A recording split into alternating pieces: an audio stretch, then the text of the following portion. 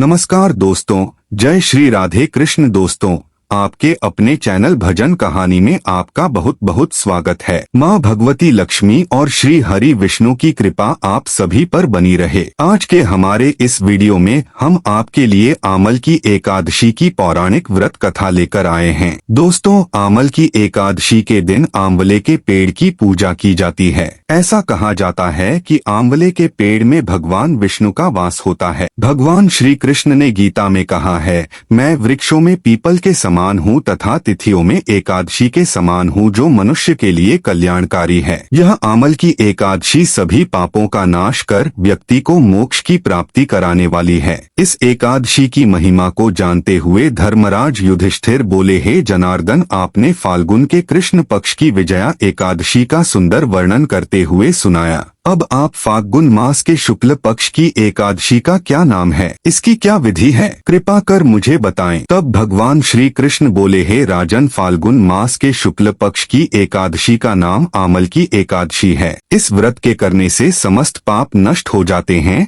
तथा इसके प्रभाव से 1000 गोदान का फल प्राप्त होता है। इस व्रत के करने से समस्त पाप नष्ट होते हैं। हे राजन, अब मैं आपको महर्षि वशिष्ठ जी द्वारा राजा मांधाता को सुनाई गई पौराणिक कथा सुनाता हूँ। ध्यान पूर्वक सुनिए। राजा मांधाता बोले, हे वशिष्ठ जी, यदि आप मुझ पर कृपा करें तो किसी ऐसे व्रत की कथा कहिए जिससे मेरा कल्याण हो। महर्षि वशिष्ठ बोले, हे राजन, सब व्रतों से उत्तम और अंत में मोक्ष देने वाली आमल की एकादशी के व्रत का मैं वर्णन करता हूँ। एक वैदिक नाम का नगर था जिसमें ब्राह्मण, क्षत्रिय, वैश्य और शूद्र चारों वर्ण आनंद सहित रहते थे। उस नगर में सदैव वेद ध्वनि गूंजती रहती थी तथा पापी दुराचारी नास्तिक लोग उस नगर में नहीं रहते थे। उस नगर में चैत्रथ नामक चंद्रवंशी राजा राज्य करता था। वह अत्यंत विद्वान तथा धर्मी था। उस नगर में कोई भी व्यक्ति दरिद्र व कंजूस नहीं था। सभी नगरवासी विष्णु भक्त थे तथा एकादशी का व्रत किया करते थे। एक समय फाल्गुन मास के शुक्ल पक्ष की आमल की एकादशी आई। उस दिन उस नगर के राजा ने, प्रजा ने तथा बालक और वृद्धों ने सबने मिलकर हर्ष पूर्वक व्रत किया। राजा अपनी प्रजा के साथ मंदिर में जाकर कुंभ स्थापित करके धूप, दीप, नैवेद्य, पंचरत्न आदि से आंवले का पूजन करते हुए कहने लगा, हे धात्री, तुम ब्रह्मा स्वरूप हो। तुम ब्रह्मा जी द्वारा उत्पन्न हुए हो और समस्त पापों का नाश करने वाले हो। तुम्हें नमस्कार है। अब तुम मेरा अर्घ स्वीकार करो। तुम श्री रामचंद्र जी द्वारा सम्मानित हो। मैं अपनी प्रार्थना करता हूँ, अतः आप मेरे समस्त पापों का नाश करो। मंदिर में सबने रात्रि में जागरण किया। रात के समय वहां एक बहेलिया आया जो अत्यंत पापी और दुराचारी था। वो अपने परिवार का पालन जीव हत्या करके किया करता था। भूख और प्यास से अत्यंत व्याकुल वह बहेलिया उस जागरण को देखने के लिए मंदिर के एक कोने में बैठ गया और विष्णु भगवान तथा एकादशी महात्म की कथा सुनने लगा।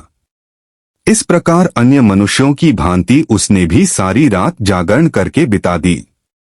सुबह होते ही सब लोग अपने अपने घर चले गए तो बहेलिया भी अपने घर आ गया। घर आकर उसने भोजन किया।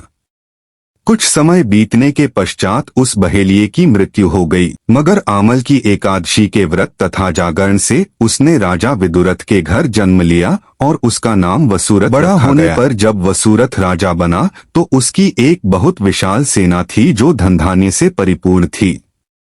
वह 10,000 ग्रामों का पालन करने लगा। उसका तेज सूर्य के समान था। उसमें चंद्रमा के समान कांत थी। भगवान विष्णु के समान उसमें वीरता थी और पृथ्वी के समान वो क्षमा करने वाला था। वह अत्यंत धार्मिक, सात्विक, कर्मवीर और विष्णु भक्त था। वह अपनी प्रजा को दान आदि कर समान भाव से पालन किया करता था।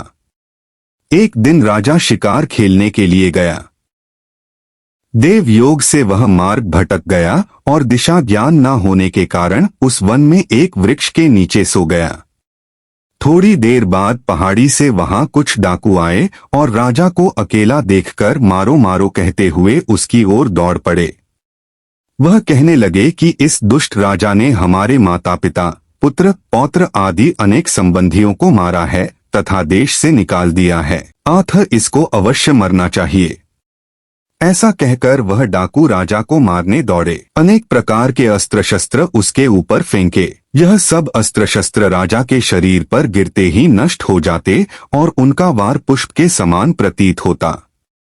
अब उन डाकुओं के अस्त्र शस्त्र उल्टा उन्हीं पर प्रहार करने लगे, जिससे वह डाकू मूर्छित होकर गिरने लगे। उसी समय राजा के शरीर से एक दिव्य स्त्री उत्पन्न हुई।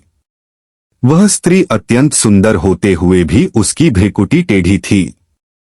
उसकी आंखों से लाल अग्नि निकल रही थी, जिससे वह दूसरे काल के समान प्रतीत होती थी। वह स्त्री डाकुओं को मारने दौड़ी और थोड़ी ही देर में सभी डाकुओं को मार दिया। जब राजा की नींद खुली तो डाकुओं को मरा देखकर वो सोचने लगा कि इन्हें किसने मारा, इस वन में मेरा हितैषी कौन है। ऐसा विचार कर ही रहा था कि तभी एक आकाशवाणी हुई। हे राजन, इस संसार में विष्णु भगवान के अतिरिक्त कौन तेरी सहायता कर सकता है। इस आकाशवाणी को सुनकर राजा अपने राज्य में आ गया और सुखपूर्वक राज्य करने लगा। महर्षि वशिष्ठ आगे कहते हैं, हे राजन, यह आमल की एकादशी के व्रत का प्रभाव था। जो मनुष्य इस आमल की एकादशी का व्रत करते हैं वह प्रत्येक कार्य में सफल होते हैं और अंत में विष्णु लोक को जाते हैं। जय श्री हरि विष्णु। धन्यवाद।